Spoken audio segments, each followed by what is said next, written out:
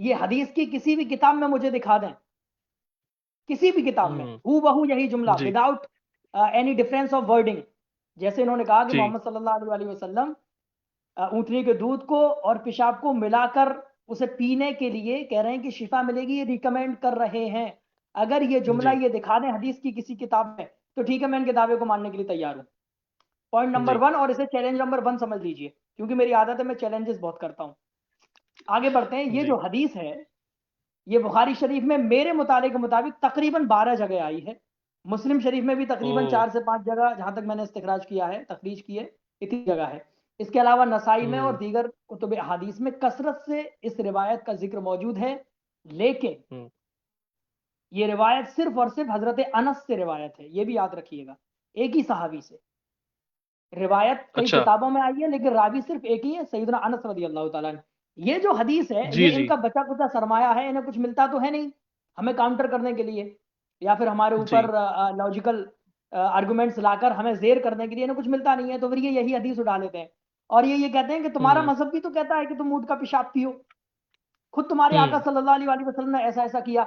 असल में ये ऐसा एतराज है, मैं इसे न जाने कितनी बार पढ़ चुका हूँ और कितनी बार इस एतराज की धज्जियां भी उड़ा चुका हूँ अल्हम्दुलिल्लाह, लिख कर भी और जो है बोल कर भी। अल अज़हर यूनिवर्सिटी में हमारे उस्ताद हैं डॉक्टर हानी तम्माम, बहुत बड़े फ़कीह हैं। उनका भी इस पर आर्टिकल अरबी में मौजूद है 60 पेज का, उन्होंने धज्जियां बिखेर के रख दी हैं इस चीज़ की।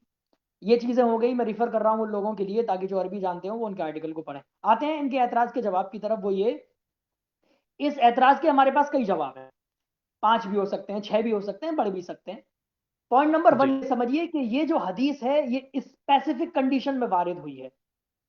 जब तक आप हम्म उसूल नहीं समझेंगे हदीस के, तो उसूल नहीं समझ सकते, और आप कुरान के उसूल नहीं समझेंगे तो आप कुरान की आयत नहीं समझ सकते। पॉइंट नंबर 1 ये है कि ये जो हदीस है, ये वाकया खुसूस है। वाकया खुसूस का मतलब स्पेसिफिक वाकया है, इसे जनरलाइज करना बेवकूफ़ी है। अच्छा, स्पेसिफिक क्यों है? क्योंकि आका सल्लल्लाहु अलैहि वसल्लम ने अगर इसे आम हालात में रिकमेंड किया होता मरज के की शिफा के तौर पर, तो कोई भी मुल्हिद या फिर कोई भी एंटी इस्लामिक क्रिटिक हमें एक भी दूसरी रिवायत ऐसी दिखा दे कि आका सल्लल्लाहु अलैहि वसल्लम ने इस मौके के अलावा कभी भी ऊँट के पेशाब को और दूध को मिलाकर किसी मरीज के लिए इस्तेमाल किया हो। आका सल्लल्लाहु अलैहि वसल्लम की जिंदगी के बाद किसी सहाबी ने यूज किया हो, किसी ताबी ने यूज किया हो, नो, कोई भी रेफरेंस इंशाल्लाह इन्हें नहीं मिलेगा। तो पॉइंट नंबर 2, ये वाकया खास एक कौम, यानी जो उरैना और उक्ल कबीले के लोग जो आए थे, हदीस में जिक्र है कि कबीला उरैना कबीले और कबीला उक्ल के कुछ रिवायत में 8 लोगों का जिक्र है, कुछ में कम कम का जिक्र है, बहरहाल दोनों को मिला के 8 लोग थे, ये अलग चीज हो गई। ये लोग आका की बारगाह में आए, ये लोग मदीना शरीफ आए, और एक रिवायत में मौजूद है अजहरू बिल इस्लाम, तो औ तकल्लमु बिल इस्लाम, कि इन्होंने इस्लाम जाहिर किया। इन्होंने आका अलैहिस्सलातु वस्सलाम के हाथ पर इस्लाम लाए और जाहिर किया कि हम मुसलमान हैं। फिर इन्होंने आका अलैहिस्सलातु वस्सलाम के पास रहे, तो इन्हें मदीना की आबो हवा पसंद नहीं आई, और ओके मदीना की आबो हवा जब पसंद नहीं आई, तो इन्होंने आका अलैहिस्सलाम से कहा कि हमें जो है परेशानी हो रही है, हम मदीने की आबो हवा में हमें अच्छी नहीं लग रही। तो आका अलैहिस्सलातु वस्सलाम ने इनसे कहा कि स्टेट की जो मिल्कियत है, इस्लामिक स्टेट हम्म की कुछ ऊँट हैं, सदके के कुछ ऊँट हैं, तुम उनके पास चले जाओ, वहां तुम चले जाओ। एक रिवायत में आका ने सिर्फ ये कहा ऊँटों के पास चले जाओ, तो ये गए और इन्होंने खुद से दूध ऊँटनी का और जो है उनकी टॉयलेट पी ली। हम्म पीने के बाद ये बिल्कुल सेहतयाब हो गए। कुछ रिवायत में ये आका ने कहा कि जाओ तुम ऊँटनी के पास और जो है आ, उनका दूध और उनकी जो है टॉयलेट पी लो। तो रिवायत में मौजूद है कि जब उन लोगों को बीमारी क्या हुई थी, उन लोगों को बीमारी हुई थी कि उनका पेट फूलने लगा था, कुछ रिवायत में सीना फूलने लगा था, उनके चेहरे भी फूलने लगे, सर फूलने लगा, इस तरह की परेशानी हुई, खास तौर से पेट का मरज उन्हें हुआ। तो आका अलैहिस्सलाम ने फरमाया तुम लोग वहां जाओ और ऊँटनी का दूध पियो और उनकी पेशाब पियो। तो वो लोग गए, उन लोगों ने ऐसा किया, तो वो सेहतयाब हो गए। अच्छा, ये हदीस के एक ही पॉइंट पे ज्यादा जोर देते हैं। ये हदीस के अच्छा पहले पॉइंट पे जोर देंगे कि तुम्हारे नबी ने कहा वो पी लो, लेकिन ये नहीं बताते कि उन्होंने जब पिया तो वो सेहतयाब हो गए, उनके सारे मर्ज दूर हो गए, नहीं बताते। हम्म क्योंकि ये रिफ्यूट करेगा उनकी उस बात को कि तुम्हारे नबी ने उन्हें ऊँट का पेशाब पीने पे मजबूर किया या हुक्म दिया वगैरह वगैरह। ये तो हो गई जी रिवायत। अब आती है जवाब की तरफ। जवाब नंबर 1 हमने क्या दिया? ये खुसूसी वाक़या है, स्पेसिफिक वाक़या है। इसको जनरलाइज करना ये वो ही कर सकता है जिसे या तो इस्लाम के खिलाफ अंधी दुश्मनी हो, या फिर जो हदीस के उसूल ना जानता हो। हदीस की किताबों ओके में हर कुछ मौजूद होता है, लेकिन अमल कब किया जाएगा कब नहीं किया जाएगा ये उसूल तय करते हैं। तो जवाब नंबर 1 ये हुआ कि ये स्पेसिफिक स्टोरी है, इसे जनरलाइज करना बेवकूफ़ी है। एक एक्सेप्शन को आप जनरलाइज करेंगे तो ये दयानतदारी नहीं है। ये कायदा भी मौजूद है, अल इस्तिस्नाउ ला यकूनु कायदा, कि एक्सेप्शन कभी भी जनरल रूल नहीं होता है। ये शरीयत का भी जी कायदा है, बिल्कुल, और खुद बिल्कुल मैंने सही। मुल्हिदीन की कई बहसों में भी ये कायदा सुना है, जब हम उन पर हुज्जत कायम करते हैं उनके किसी इल्जामी जवाब पे, तो वो भी कहते हैं नहीं नहीं नहीं ये तो एक्सेप्शन है, इसे आप हमारी कम्युनिटी पे क्यों ला रहे हैं। तो जब अपने ऊपर आती है तो इस कायदे को लेंगे, और जब हमारे ऊपर है तो हमारे हमारे मतलब प्रिंसिपल्स की बुक में मौजूद कायदे को भी कबूल नहीं करेंगे। ये कौन सी दयानतदारी है। तो याद रखिए दिस हम्म। इज एक्सेप्शन, और एक्सेप्शन कभी भी जनरल रूल नहीं होता है। ये कायदा नंबर 1। दूसरा जवाब इसका ये है कि हम्म। हुजूर सल्लल्लाहु अलैहि वसल्लम ने इन लोगों को ये जो हुक्म दिया था इस हदीस में, ये हदीस मनसूख है। मनसूख का मतलब ये एब्रोगेटेड है। किस हदीस से, हम्म। क्योंकि मुहद्दिसीन ने लिखा है, एक बात याद रखिए, जिस तरह किसी आयत को समझने के लिए उस आयत का शान नुज़ूल समझना होता है कि ये आयत कब उतरी, किस कॉन्टेक्स्ट में उतरी, इसी तरह हदीस के भी ज़ुरूफ होते हैं, ज़ुरूफ हदीस होते हम्म। हैं, सबब हदीस होता है, सबब वरूद हदीस होता है, कि जब ये हदीस फरमाई तो किस कॉन्टेक्स्ट में फरमाई गई, लोग कौन थे, मुखातब कौन थे, कंडीशंस क्या थी, क्वेश्चन क्या था, तब हदीस समझी जाती है। लेकिन ये हर चीज को ओके। जनरलाइज करते हैं। बहरहाल तो आका अलैहिस्सलाम ने ये हदीस फरमाई थी 6 हिजरी में, खास कबीला उरैना ओके। और उक्ल के लोगों के लिए फरमाई। और जब कबीला उरैना और उक्ल के लोगों के बारे में फरमाई तो 7 हिजरी में के बाद आका अलैहिस्सलाम ने दूसरी हदीस फरमाई, इस्तंजिहु मिनल बाउल, कि पेशाब से बचो, पाकी हासिल करो टॉयलेट से, फ़इन्ना आम्मत अज़ाबिल कब्र मिनहु, क्योंकि आमतौर पे अजाब कब्र होता है वो टॉयलेट की वजह से होता है। तो इस हदीस में टॉयलेट जनरल टर्म में यूज हुई, ये नहीं कहा कि तुम खुद की टॉयलेट से बचो या इंसान की टॉयलेट से बचो या ऊंट की टॉयलेट से बचो, नहीं नहीं, जनरल टर्म है ये अलबाउल, कि हर टॉयलेट से तुम्हें दूर रहना है। तो फुकहा ने हम्म। फरमाया कि for the sake of argument अगर हम मान लेते हैं कि पेशाब जो है ऊंट का पाक था या पीना हलाल था एज अ मेडिसिन, तो फिर हम्म। ये हदीस पहले की थी, और ये जो हदीस जो आका ने फरमाया कि पेशाब से दूर रहो, ये बात की है, तो ये हदीस नासिक हो गई और पहले की हदीस मनसूख हो गई। तो ये हदीस जो पेशाब पीने वाली है एब्रोगेटेड है, ये मनसूख है। मनसूख को दलील वही बना सकता है कि जो उसूल इस्लाम की ABCD भी नहीं जानता हो। ये दूसरा जवाब। फिर आपने देखा होगा इस हदीस, पूरी हदीस क्या है, जब वो लोग वहां गए ऊँटनी के ऊँटों के पास, ऊँटनियों के पास, उनका पेशाब पिया, उनका दूध पिया, उन्हें सेहत याबी हुई, उन्हें शिफा मिल गई। उसके बाद उन्होंने जो आका सल्लल्लाहु अलैहि वसल्लम का चरवाहा जो उसकी देखभाल करता था ऊँटों की, जो ऊँटों की देखभाल करता था, इन लोगों ने क्या किया, चरवाहों को मारा। कैसे मारा, हाथ पैर काट दिए, उनकी आंखों में हम्म। उनकी जबानों पर कांटे चुभोए, और सारे ऊंटों को जो स्टेट की प्रॉपर्टी थे इस्लामिक स्टेट की, उस प्रॉपर्टी को ये हाक ले गए, यानी इन्होंने लूट मार की, इन्होंने जो है चोरी कर ली। तो ये जुल्म इन्होंने किया। ये जी, पूरी ये रिवायत है, स्क्रीन बुखारी पर में भी इसीलिए मैंने मौजूद है, शेयर सारी भी कर रिवायतों में दी है। मौजूद है। ये जी हदीस शरीफ मैंने स्क्रीन पर शेयर भी कर दी, ये पार्ट जो आपने मेंशन किया मैंने इसको हाईलाइट भी जी कर जी, दिया है। मैं वन बाई वन जवाब के साथ पूरी रिवायत को घेर लूंगा इंशाल्लाह। बस हम्म। जवाब को बहुत ही समझदारी से समझने की जरूरत है और अच्छे से सुनने की जरूरत है। तो 2 जवाब हम दे जी। चुके, तीसरे जवाब की तरफ आते हैं। तीसरा जवाब ये है कि आका सल्लल्लाहु अलैहि वसल्लम ने इन्हें जो हुक्म दिया था वो हम्म। बतौरे इख्तिबार दिया था। इख्तिबार का क्या मतलब है, उनका इम्तिहान लेने के लिए उनके ईमान का। क्योंकि आका सल्लल्लाहु अलैहि वसल्लम के सामने उन्होंने जब इस्लाम जाहिर किया, तो रसूलुल्लाह अलैहि वसल्लम ने वही के जरिए या फिर अपनी फरासत के जरिए ये जाना कि अभी ये आए हैं, नए नए ईमान लाए हैं, लेकिन पता नहीं इनके दिल में ईमान रासिक हुआ कि नहीं, तो इन्हें मैं जज करता जी। हूं। अगर जो है उनका इम्तिहान लेना मकसूद नहीं होता, तो वो खुद भी आका के पास जब सफर करके आए इतनी दूर से, तो वो भी तो अपने ऊँटों के थ्रू आए थे ना। तो अगर जी। सिर्फ पेशाब पिलाना ही मकसद होता तो आका अलैहिस्सलाम ये फरमा देते जाओ अपने ऊँट के पेशाब पी लो। लेकिन आका ने ऐसा नहीं फरमाया। आका ने कहा वहां जाओ, वो जो सदके के ऊँट हैं, जो इस्लामिक स्टेट की प्रॉपर्टी है, सदके के ऊँट, उनका जाके पेशाब और हम्म। दूध पियो ऊँटनी का। तो इसका साफ मतलब है कि खास ऊँटों के ग्रुप के पास भेजा, तो इससे कोई खास मकसद था। तो मुहद्दिसीन ने एक इंटरप्रिटेशन ये किया है कि आका अलैहिस्सलाम ने उनका इम्तिहान लिया, कि देखते हैं कि इनकी नीयत में अब भी खोट है, ये वाकई ये सच्चे तौर दिल से ईमान ले आए। तो जब वो लोग वहां पहुंचे तो आका अलैहिस्सलाम ने उनका इम्तिहान लिया, और वो इम्तिहान में फेल हुए। उन्होंने क्या किया, चरवाहों को कत्ल किया, बेदर्दी से उन्हें मारा, मुसला किया, उनका हाथ पैर काटे, आंखें चुबोई, जी। और जो है जुबान चुबोई, और सारे ऊँटों को चोरी करके ले गए। ये था जवाब नंबर 3। फिर आका अलैहिस्सलाम ने इसका चौथा जवाब, चौथा इंटरप्रिटेशन ये दिया है बुजुर्गों ने कि आका अलैहिस्सलातु वस्सलाम ने वही के जरिए ये जान लिया कि ये लोग शहर में रहने वाले नहीं हैं, ये लोग देहात के लोग हैं और इन्हें मदीना शरीफ की आबो हवा नहीं भाई। तो मदीना शरीफ की आबो हवा नहीं भाने का मतलब ये है कि मदीना शरीफ तो ऐसी जगह है कि आका अलैहिस्सलाम ने फरमाया कि मेरा मदीना लोहार की उस भट्टी की तरह है जो अपने अंदर से गंदी गंदी चीजों को दूर कर देती है, जैसे कि लोहार की भट्टी जंग लगे हुए लोहे को एकदम साफ सुथरा कर देती है और गंदे लोगों को अपने आप से भगा देती है। तो मदीना शरीफ में आकर इन्हें मदीना की आबो हवा नहीं भाई, तो इसका साफ मतलब है कि ईमान में पुख्तगी नहीं थी।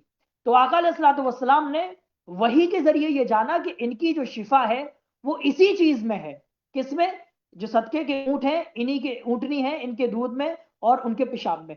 तो आका अलैहिस्सलातु वस्सलाम ने खास उनके इस खास मर्ज के लिए ये खास मेडिसिन यूज की उनके लिए कि जाओ तुम ऐसा ऐसा करो, और ये मेडिसिन यूज की और वो सेहतयाब भी हो गए।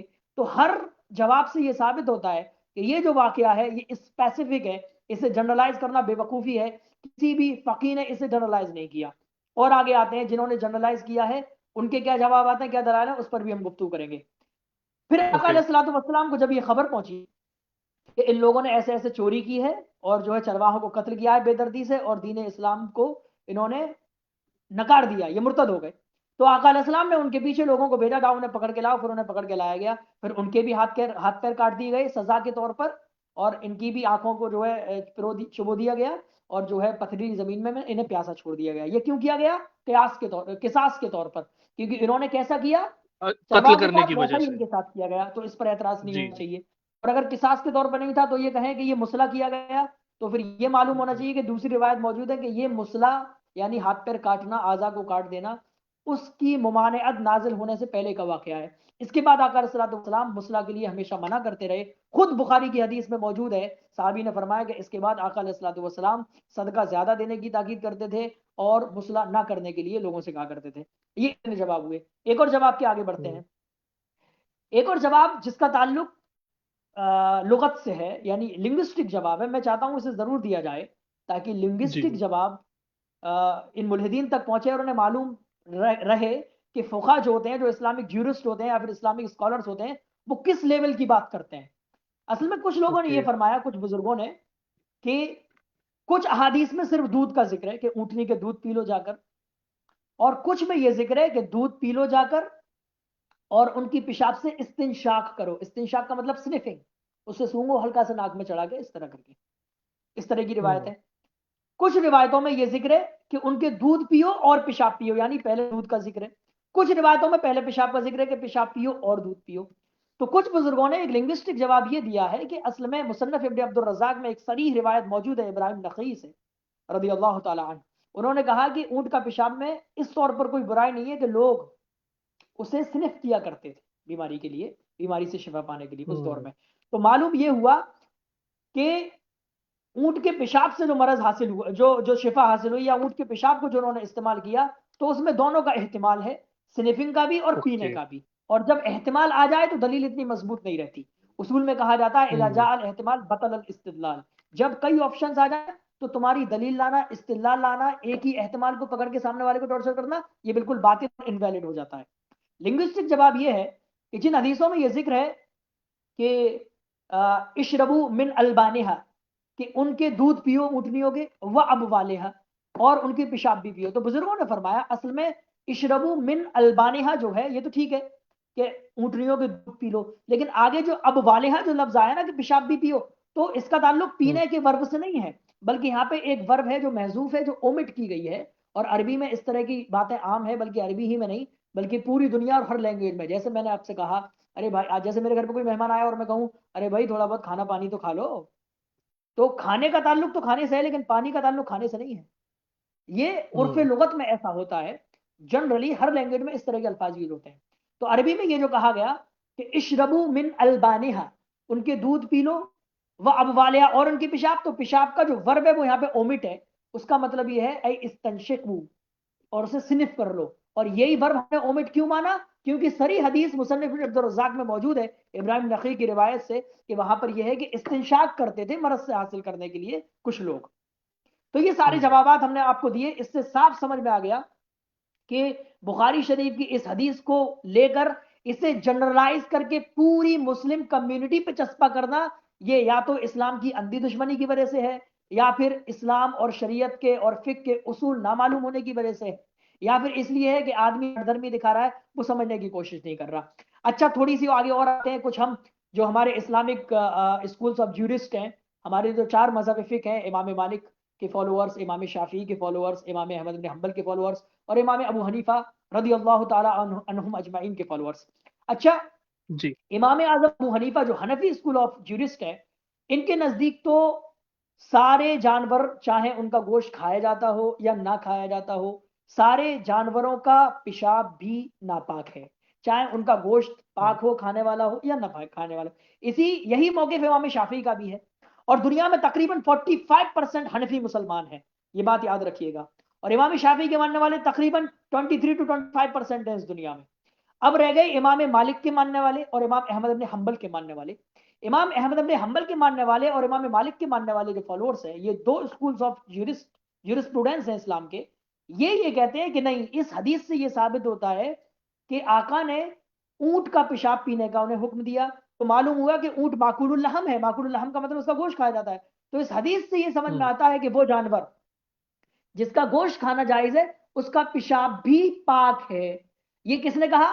मालिकी स्कूल ऑफ थॉट, मालकी school of school of thought में। ज्यूरिस्प्रूडेंस और हम्बली स्कूल ऑफ ज्यूरिस्प्रूडेंस। लेकिन हम्बलियों की तादाद पूरी दुनिया में 7 से 8% है और मालिकियों की 17 से 20% है। तो हम्म, मेजॉरिटी जो है मुसलमानों की आज भी तकरीबन 70 to 75 to 80% तक, आज मतलब 70% मेजॉरिटी मुसलमानों की आज भी यही कह रही है कि सारे जानवर, चाहे उनका गोश्त खाया जाता हो चाहे ना खाया जाता हो, उनका टॉयलेट उसी तरह नापाक है जैसे कि एक उस जानवर का कि जिसका गोश्त नहीं खाया जाता है। ठीक, और अगर कुछ हम्म, परसेंटेज मुसलमानों की इस स्टैंड पर है कि ये पाक है, तो उन्हें लेकर पूरी कम्युनिटी पे चस्पे कर देना, ये कौन सा इंसाफ है भाई?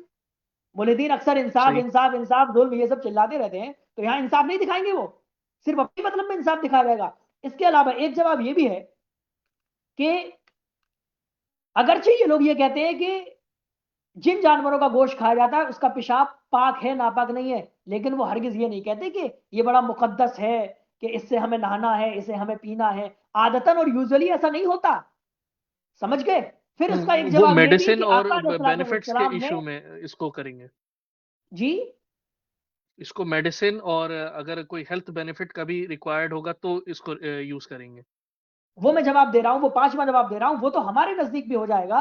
क्योंकि अगर कोई हम्म, हराम चीज हमारे सामने ऐसी मौजूद है कि फॉर एग्जाम्पल किसी हम्म, शख्स को इस लेवल की जरूरत हुई किसी दवा की, या फिर कोई शख्स इस लेवल का भूखा है कि खाने का कोई हलाल हम्म, उसके सामने चीज है ही नहीं, कोई हलाल चीज, और उसकी जान पे जी। आ पड़ी, अगर कुछ खाएगा नहीं मर जाएगा, तो शरीयत खुद इस बात की इजाजत देती है, खुद कुरान मुकद्दस में मौजूद है, वह मनिद तुर्रा, इस और जो मजबूर हो जाए, ठीक है, गैर बागिन वाला हम्म, आद, के शरीयत के कानून से बगैर बगावत किए हुए, या मन से उसे खाते हुए, या फिर जो है हद से बढ़ते हुए, तो शरीयत तो खुद कहती है अब जरूरात तुबिहुल महजूरात, कि जरूरत अगर इस लेवल की हो तो फिर जो नाजायज चीजें हैं या जो मना चीजें हैं उसकी भी जरूरत पर इजाजत हो जाती है।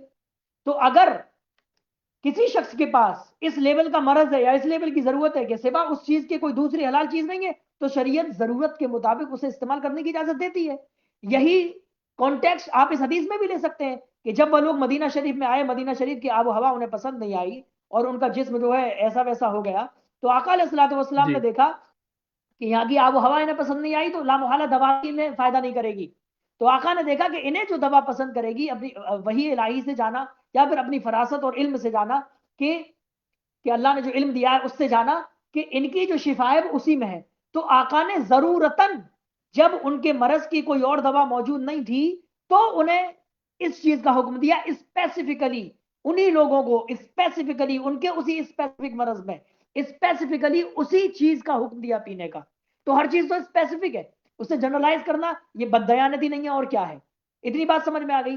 और फिर अगर किसी का भी थोड़ा सा भी मेडिकल साइंस से ताल्लुक है, थोड़ा सा भी, हम्म, अगर किसी ने थोड़ा सा भी जो है दुनियाए तिब में अपना कदम रखा है और वो जानता है, या फार्मेसी से उसका थोड़ा सा भी ताल्लुक है, तो आज के दौर में भी न जाने कितनी दवाएं हमारे मुल्क में और हमारे मुल्क से बाहर जानवरों की पेशाब में उसमें पड़ती हैं। जानवरों की पेशाबें भी पड़ती हैं, जानवरों के सेमन भी पड़ते हैं, सांपों का जहर भी पड़ता है, न जाने क्या क्या पड़ता है। अगर ऐसी दवाओं की लिस्ट लाई जाए तो बहुत लंबी लाइन लग जाएगी। तो ये लोग इन दवाओं के खिलाफ और इन कंपनियों के खिलाफ कब वीडियो बना रहे हैं, कब इनके खिलाफ जो है तहरीक करेंगे, कब इनके खिलाफ जो है पूरा प्रोपेगेंडा चलाएंगे जैसा इस्लाम के खिलाफ चला रहे हैं? नहीं चलाते।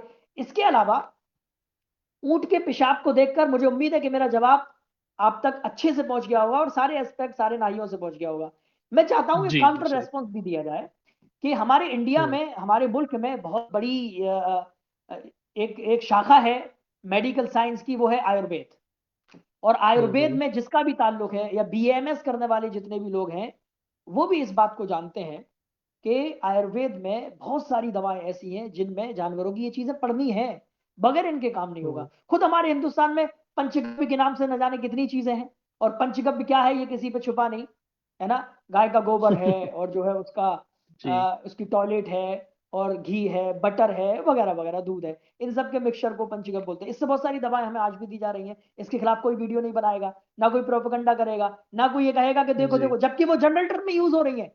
तो उस जनरलाइजेशन को कोई जनरलाइज नहीं कर रहा, और यहाँ स्पेसिफिकेशन है तो इसे जनरलाइज करने में लगे हुए हैं। पहली चीज।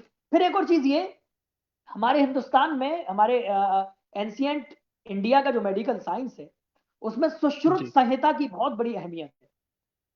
क्योंकि हमारे पुराने ओके। हिंदुस्तानी लोग मेडिकल साइंस में अच्छी खासी गिरफ्त रखते थे।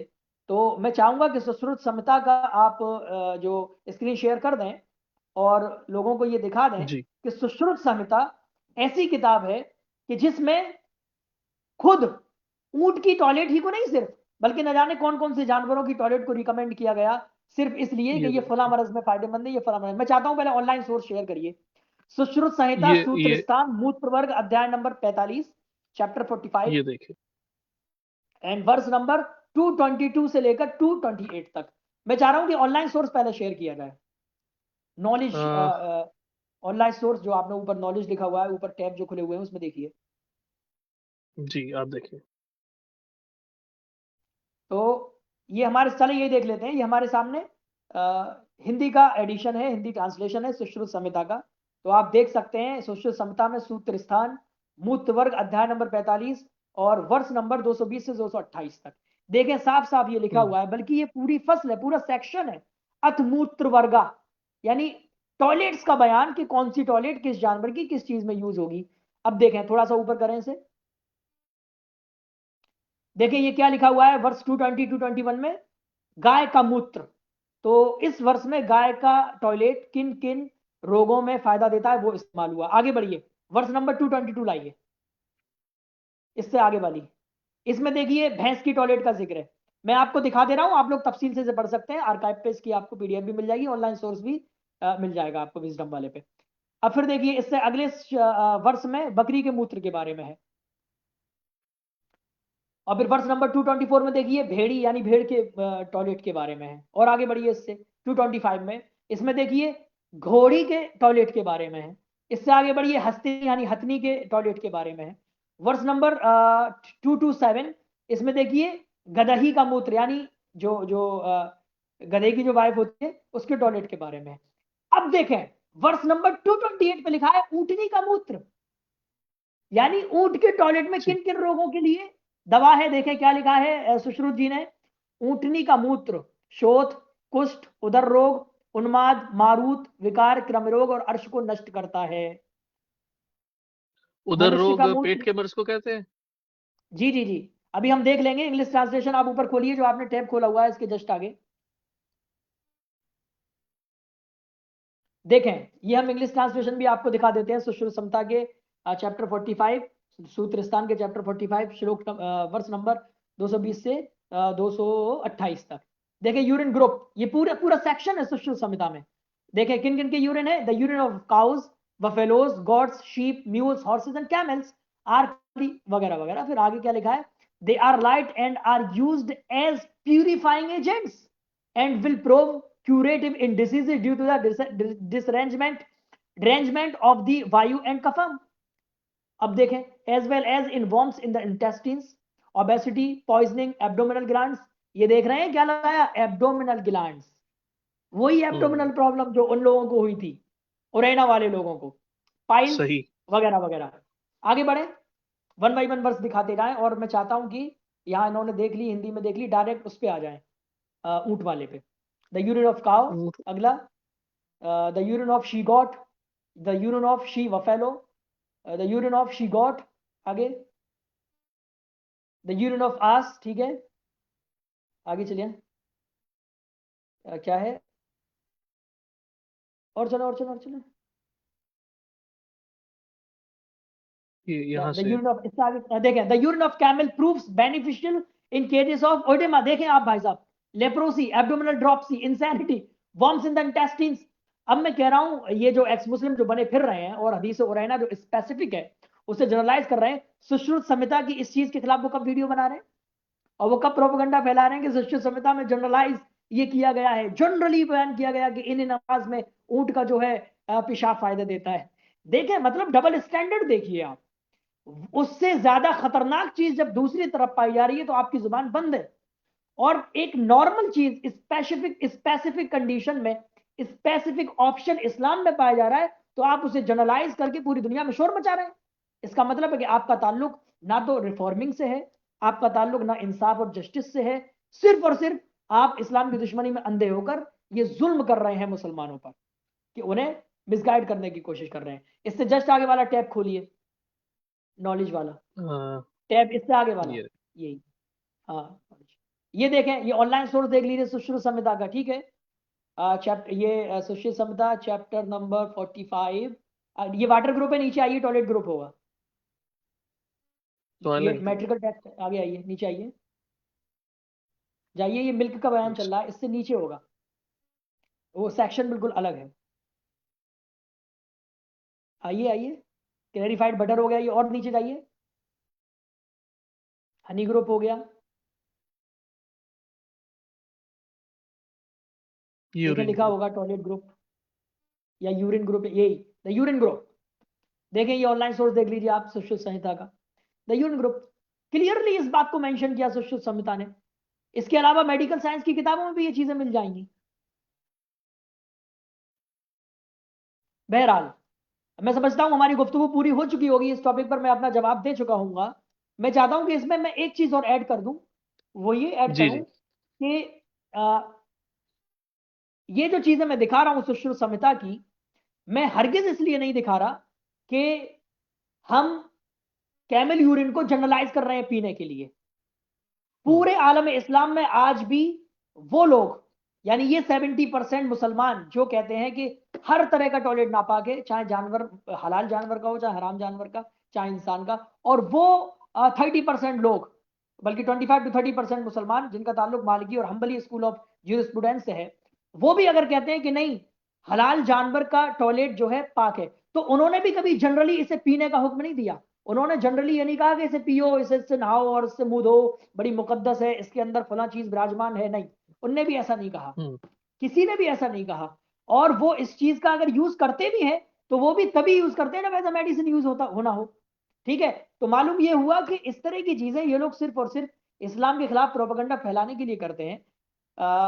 अगर इनका ताल्लुक इंसाफ से होता तो ये कभी भी ऐसी चीजें पेश नहीं करते, और अगर पेश करते तो हर उस कम्युनिटी का जिक्र करते जिस जिस कम्युनिटी में ऐसी चीजें पाई जा रही हैं।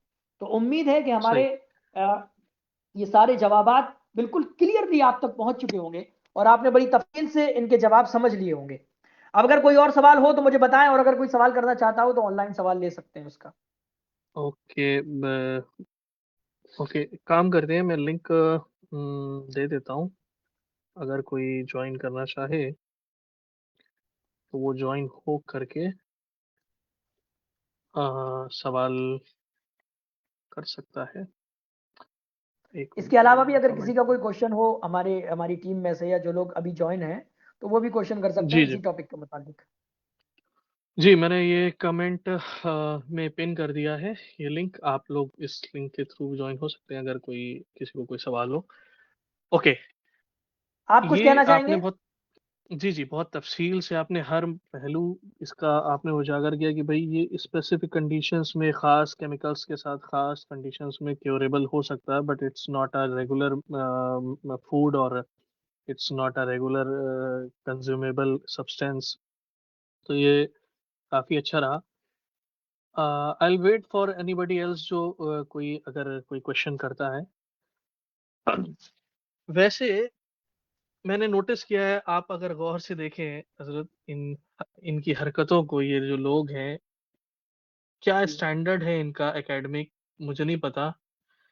ना तो कोई मीडिया हाउस इनको रिपोर्ट करता है। अगर आप गौर से देखेंगे तो रैंडम कोई, आपने 10 रुपए का माइक उठा लिया और रिकॉर्ड कर रहे हैं, डाल रहे हैं।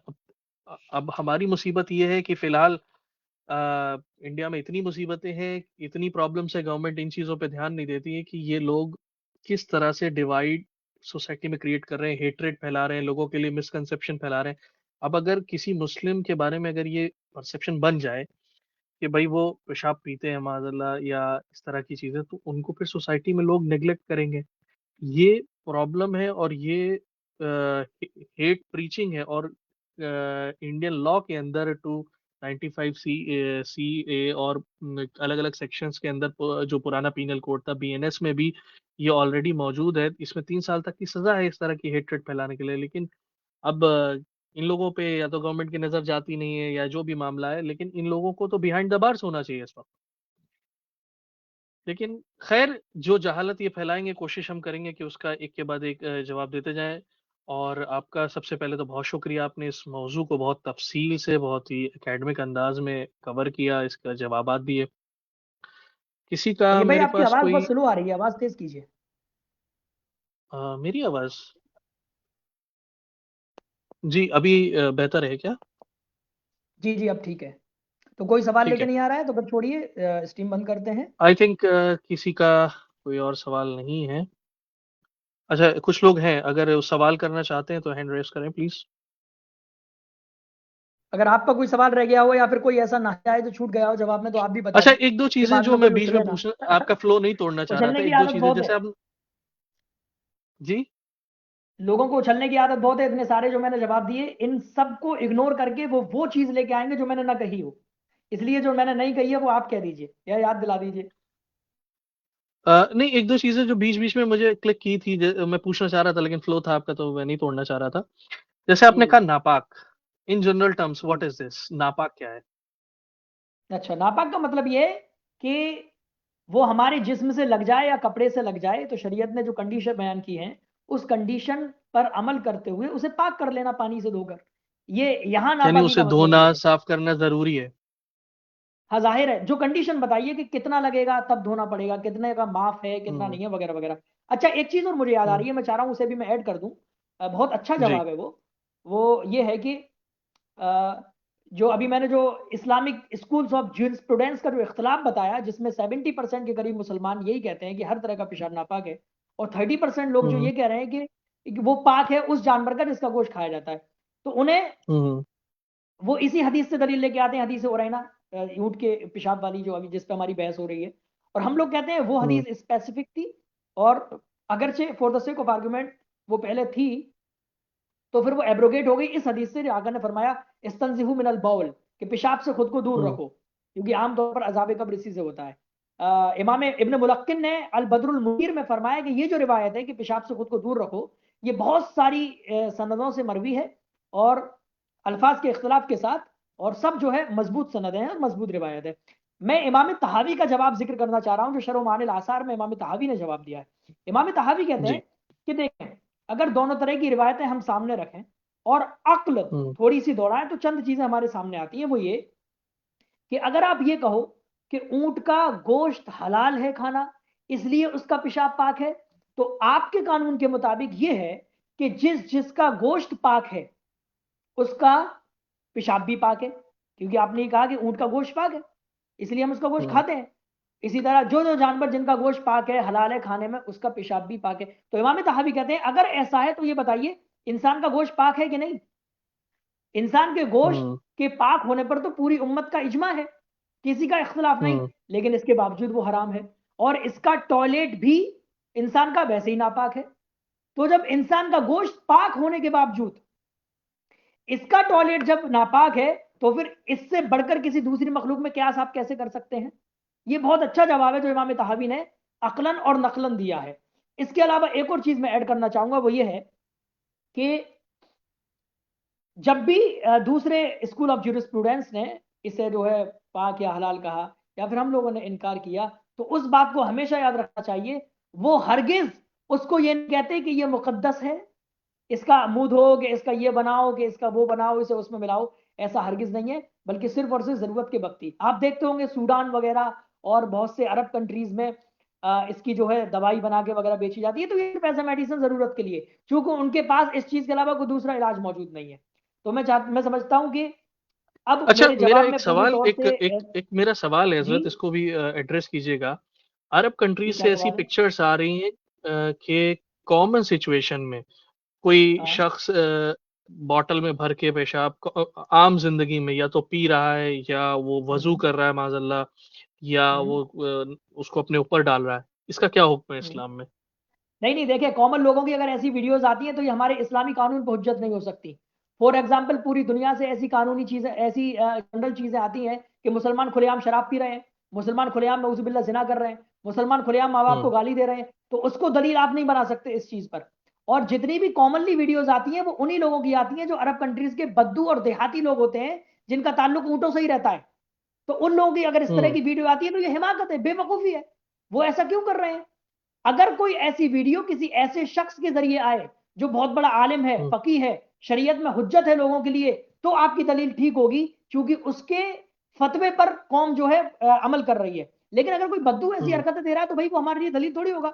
कल को किसी भी मुसलमान बस्ती से उठ के कोई जाहिल कोई वीडियो बना देगा जो इस्लाम के कानून के खिलाफ होगी, तो आप उसे हमारे इस्लाम के कानून के खिलाफ बतौर दलील यूज करेंगे, तो इसका मतलब बहुत कमजोर दलील लेके आ रहे हैं आप। तो वो ऐसी हम्म। वीडियोस और ऐसे लोगों की हरकतें हमारे लिए दलील नहीं है। ठीक है। और कोई सवाल?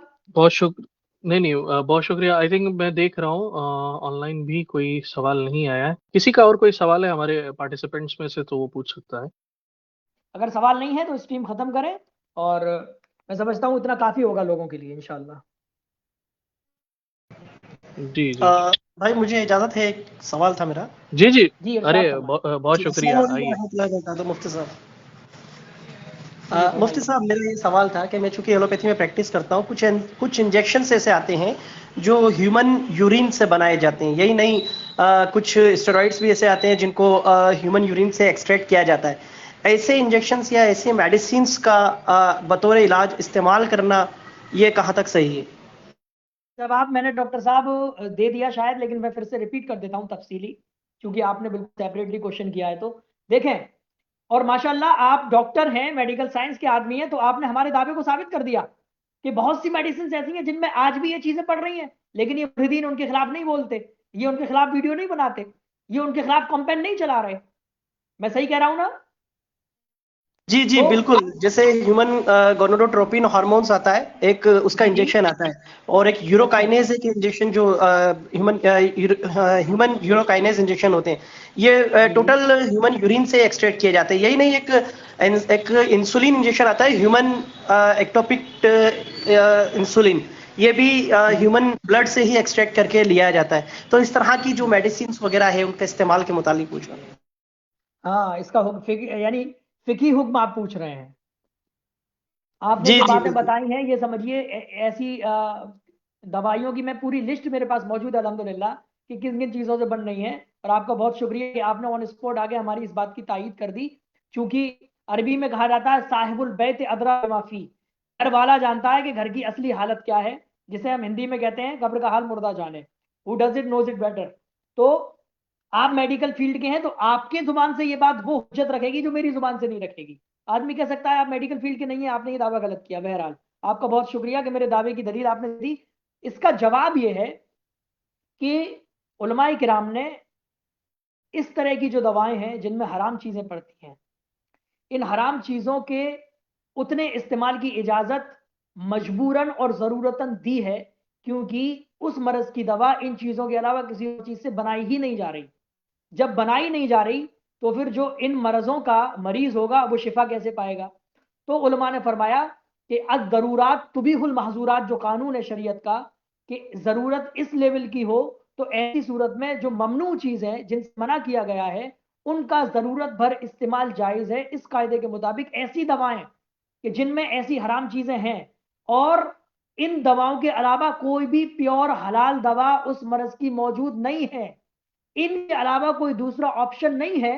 तो जरूरत के मिकदार में इन चीजों का इस्तेमाल शरीयत में जायज है। वल्लाहु व रसूलुहु आलमु बिस्सवाब। उम्मीद है मेरे सवाल का जवाब हो गया होगा, आपके सवाल का जवाब हो गया होगा। जी जी, शुक्रिया जवाब। और कोई सवाल?